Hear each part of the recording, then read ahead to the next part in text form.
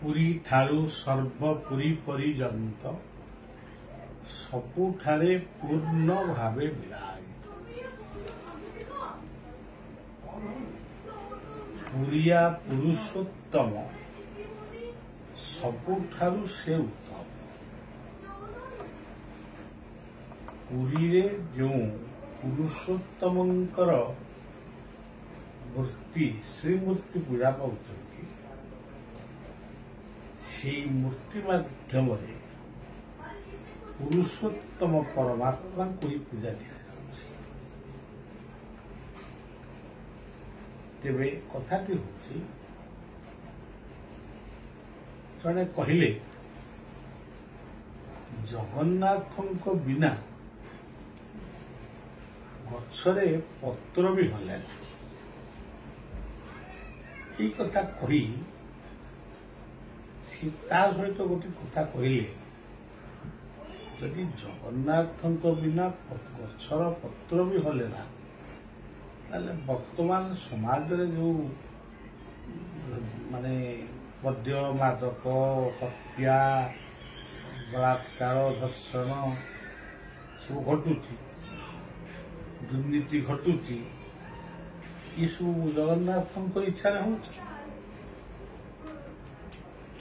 कथा शुणिया पर मो मन भीतर आसला प्रकृत कथाटा को नकली करी असली कथाटा को लुचई देवा किसी व्यक्ति अभ्यास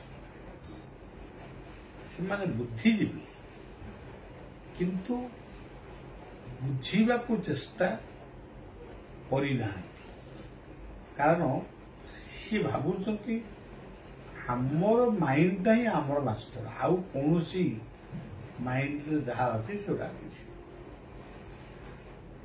गीतार गोटे श्लोक अच्छे से पुरुषोत्तम किए जगन्नाथ किए प्रकृति किए पुरुष किए जो कथा को नहीं आज द्वंद्व सृष्टि हो हिंदू ख्रिस्टियान बौद्ध जैन सिख समस्ते समस्त कथा पर गुरुत्व दे अन्य कथा को खंडन कर गीतार यही कथा को किभली खंडन करा आपण माने निजे चिंता वायुर्जमग्नि वरुण शशांक प्रजापतिष्ठोम प्रपीतामहस्य नमो नमस्तेस्तु सहस्रकृत्वा पुनश्च भूयोऽपि नमो नमस्ते मु वायु पवन जो वायु समस्त नासारे प्रवाहित हुए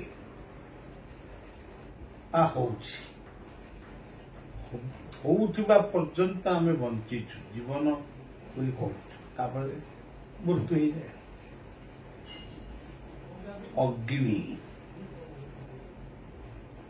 अग्नि बिना वायु बिना समुद्र बिना पृथ्वी बिना पिता माता अजा आई हमर वंश वंश बुनियादी रही ता बिना किए जीवन धारण कर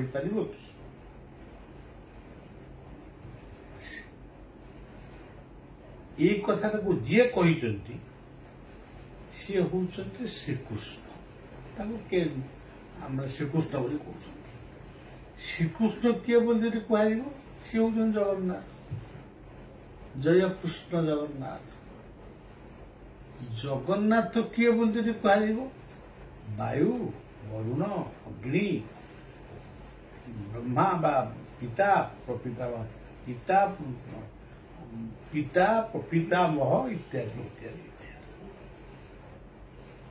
यहाँ इच्छा बिना बा यहाँ उपस्थिति बिना ये संसार पत्र हलुची यही वायु जिते आम नाक चली धीर ଯେତେବେଳେ ଆମେ ଦୌଡୁଛେ ପ୍ରଖର ଏଇ ବାୟୁ ପୁଣି ସମୁଦ୍ରରେ ଉତାଳ ତରଙ୍ଗ କରି ତୋଫା ନେଇକି ଯାଉଛି, ଗଛ ବୃକ୍ଷ ଭାଙ୍ଗୁଛି, ତାହେଲେ ତାକୁ କଣ କିଏ ଜଣେ ସୃଷ୍ଟି କରୁଛି? ସେ ହୁଏତ ପରିବେଶର ପ୍ରଦୂଷଣରେ ହଉ ସେ ଯେମିତି ହେଲେ ହଉଛି। ତେଣୁ ପ୍ରକୃତି କି ଆମକୁ ଗବେଷଣା କରିବାକୁ ପଡିବ। ଜଣେ ବାବୁ କହିଲେ ତୁ ତ ଭାରି ଗୋଟେ ଭୂସ୍ପନ୍ଦ ଭଳିଆ ସବୁ କହୁଛୁ। ମୁଁ ତାଙ୍କୁ କହିଲି ଭୂ କହିଲେ ପୃଥିବୀ, ପୃଥିବୀର ବିଜ୍ଞାନ ଜାଣିଛ କି? ସୁ କହିଲେ ସୂର୍ଯ୍ୟ, ସୌର ବିଜ୍ଞାନ ଜାଣିଛ କି? ପୃଥିବୀ ବିଜ୍ଞାନ ସୂର୍ଯ୍ୟଙ୍କ ବିଜ୍ଞାନ ଯିଏ ଜାଣିବ ସିଏ ହିଁ ପ୍ରକୃତ ପଣ୍ଡିତ, ସିଏ ହିଁ ଭୂଷୁ ପଣ୍ଡିତ। ଆମେ ସେ କଥାରେ ମୁଣ୍ଡ ନ ନେଇ 5000 ଶ୍ଲୋକ ପଢିକିରି ଏଇଟା ଭୁଲ ସେଇଟା ଠିକ, ଶ୍ଲୋକ ରହିବ, ଶ୍ଲୋକାର୍ଥ ରହିବ, କିନ୍ତୁ କିଛି କଥା ଆମକୁ ଅନୁଭବରେ ଆଣିବାକୁ ପଡିବ। ମୁଁ ଆପଣମାନଙ୍କୁ 2 ତାରିଖ ଠାରୁ କେତେ ତାରିଖ ପର୍ଯ୍ୟନ୍ତ 6 ତାରିଖ ପର୍ଯ୍ୟନ୍ତ ଦାଢ଼ିହତ୍ୟା ଭକ୍ତି ନାମରେ ଗୋଟେ ପ୍ରସଙ୍ଗ 6 ଦିନ କହିବି। ଆପଣ ଭାବୁଥିବେ ଦାଢ଼ିହତ୍ୟା ଭକ୍ତି ଯୋଉ ବହି ଛପା ହେଇଛି ସେ କଥା ତ ଛପା ହେଇଛି, ଆଉ ତାକୁ ଆପଣମାନେ ଘରେ ବସି ପଢିବେ ଆଉ ଜାଣିବେ ଆଉ। 5 ଦିନ, 6 ଦିନରେ 5 ଦିନ, ଏଇ 5 ଦିନ ଭିତରେ ମୁଁ କହିବି ଜୀବନ ଦର୍ଶନରେ ଆମମାନଙ୍କ, ମୋ ଜୀବନରେ, ଆପଣମାନଙ୍କ ଜୀବନରେ, ଅନେକଙ୍କ ଜୀବନରେ କିଏ କଣ ତୁମ ଅନୁଭୂତି ପାଇଛ? ଗୋଟେ ଈଶ୍ୱର ଅଛନ୍ତି କି ନାହାନ୍ତି ଇଏ ଅନୁଭୂତି କଣ ତମେ ପାଇଛ? ଯଦି ଜଗନ୍ନାଥଙ୍କୁ ଭଲ ପାଉଛ, ଜଗନ୍ନାଥଙ୍କ ପାଖରେ କଣ ଦେଖିଛ କି? କିଛି ଅନୁଭବ କଲ କି? ନିରାଟ ସତ୍ୟ କଥା ଗୁଡାକ ମୋ ଜୀବନରେ ଯାହା ଘଟିଛି ମୁଁ ବି କହିବି, ଆଉ ଯୋଉମାନେ କହିବେ ମୁଁ ତାଙ୍କ ନାଁ ଧରିକି ତାଙ୍କ କଥାକୁ ମଧ୍ୟ ପରିପ୍ରକାଶ କରିବି। ଏଇ ହବ ଆମର ଦୃଢ଼ତା, ଦାଢ଼ିହତ୍ୟା ଭକ୍ତିର ପ୍ରସଙ୍ଗ। ତା ସହିତ ଆମର ଯୋଉ ପୁରୁଣା ଯୋଉ କଥା ଅଛି ଦାଢ଼ିହତ୍ୟା ଭକ୍ତି, ସେ କଥା ମଧ୍ୟ ଟିକେ କହିବା, ଯୋଉଟା ଶୁଣିବାକୁ ଭଲ ଲାଗିବ, ଯୋଉଥିରେ ଜୀବନ ଅଛି, ବିଶ୍ୱାସ ବଢିବ, ଆମେ କାହିଁକି ତାକୁ କହିବାନି। ହଉ, ବର୍ତ୍ତମାନ କାର୍ତ୍ତିକ ମାସର ଏହି ପୂର୍ଣ୍ଣ ସନ୍ଧ୍ୟାରେ ମୁଁ ଆଜି ଭୁବନେଶ୍ୱରରେ ରହିଛି ମୋର ଶିଷ୍ୟ ଅବିନାଶ ମହାନ୍ତିଙ୍କ ଘରେ। ରହିବାର କାରଣ କିଛି ନାହିଁ, କହିଥିଲି ଆସିବି ବୋଲି, କିନ୍ତୁ ଆଶ୍ରମର ମା ମାନେ ଯୋଉମାନେ ହବିଷ କରୁଛନ୍ତି ସେମାନେ ବ୍ୟସ୍ତ ହେଲେ, ତେଣୁ ମୁଁ ଆସିପାରିଲି ନାହିଁ। ତେଣୁ ଗୋଟେ ରାତି ପାଇଁ ମୁଁ ଏଠି ଆସିଛି। ଆଜି ରାତି ରହିବି, କାଲି ଆମର ନୂଆଗଡ଼, ତେଲଙ୍ଗା ପେଣ୍ଠ ନୂଆଗଡ଼ ଠାରେ ଯୋଉ ନୀଳମାଧବ ପୂଜା ପାଉଛନ୍ତି, ଯେଉଁ କ୍ଷେତ୍ରରେ ସୁଭଦ୍ରା ହଉଛନ୍ତି, ମାନେ ସୁଭଦ୍ରାକୁ ବେଶୀ ମାନୁଛନ୍ତି, କାରଣ ସୁଭଦ୍ରା ଅନେକ କଥା ମାନେ ଲୋକଙ୍କର ପୂର୍ଣ୍ଣ, ସେ ପୂର୍ଣ୍ଣ ତ ହଉଛି, ସିଏ କହୁଛନ୍ତି ସୁଭଦ୍ରାଙ୍କ ଦୟାରୁ ହେଲା, କି ଯଦି କେବଳ ନା ସେଟା ମିଛ କଥା, ମାନିଲେ ଠାକୁର ନ ମାନିଲେ କୁକୁର। ସେଇଠି ସୁଭଦ୍ରାଙ୍କ ପାଦ ଦର୍ଶନ ନାମରେ ଗୋଟେ ପର୍ବ ପାଳିତ, ଏଇଟା ପ୍ରତ୍ୟେକ ବର୍ଷ ହୁଏ।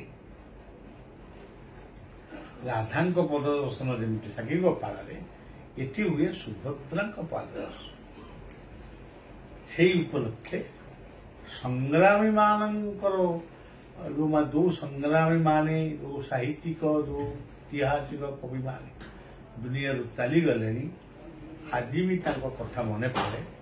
ସେଇମାନଙ୍କର ପବିତ୍ର ଦାୟାଦ ମାନଙ୍କୁ ଡାକି ତାଙ୍କୁ ଆମେ ଗୋଟେ ପ୍ରଶଂସା ପତ୍ର ଦେବା, ତାଙ୍କୁ ଗୋଟେ ସମ୍ମାନ ପ୍ରଦର୍ଶନ କରିବା।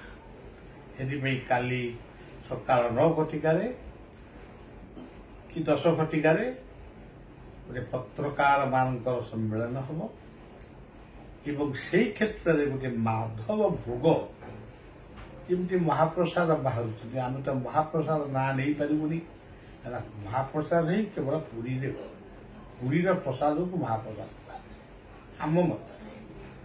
ତେବେ ଅନ୍ୟ ଜାଗାରେ କହୁଥିଲି ଜଗନ୍ନାଥଙ୍କ ପ୍ରସାଦ, ସେଠି ଆମର ଗୋଟେ ନାଁ ଦେଇଛୁ ମାଧବ ପ୍ରସାଦ, ମାଧବ ଭୋଗ। ସେ ମାଧବ ଭୋଗଟି କାଲି ଉଦ୍ଘାଟନ ହେବ। এইভাবে ସବୁ କଥା ସାରି 2-3 ଦିନ କାର୍ଯ୍ୟକ୍ରମ ସାରି ପୁଣି ମୁଁ ଆଶ୍ରମକୁ ଫେରିବି। ଏ 2-3 ଦିନ ମୁଁ ଆଶ୍ରମରେ ରହିପାରିବି ନାହିଁ। ଆଶ୍ରମରେ ପହଞ୍ଚିବା ପରେ ଚାରିଟା ଭକ୍ତି ଆରମ୍ଭ ହେବ ଏବଂ ମୋ ବାପାଙ୍କର ଉତ୍ସବ କାର୍ତ୍ତିକ ପୂର୍ଣ୍ଣମୀ, ମୋ ବୋଉଙ୍କର ଉତ୍ସବ ଛାଡ଼ଖାଇ ପର୍ଯ୍ୟନ୍ତ ଆଶ୍ରମ ଚଳଚଞ୍ଚଳ ଗହଳି ଚଳି ହେବ। ତେଣୁ ସଜ୍ଜନ, ଜଗନ୍ନାଥଙ୍କ ବିନା ଇଚ୍ଛାରେ ପତ୍ର କଅଁଳେ ନାହିଁ, ଏ କଥାକୁ ଆପଣ ଜମା କୌଣସି ନାସ୍ତିକବାଦ ଦ୍ୱାରା ନେବେ ନାହିଁ। ଗୀତା ପଢ଼ିଲେ କିମ୍ବା ତତ୍ତ୍ୱ ଭାବରେ ଚିନ୍ତନ କଲେ, ତତ୍ତ୍ୱ ଜାଣିଲେ ତୃପ୍ତି ଜାଣିଲେ, ସବୁ କଥାକୁ ଖଣ୍ଡନ କରିବାଟା ମଧ୍ୟ ଭୁଲ ହେଇଯିବ।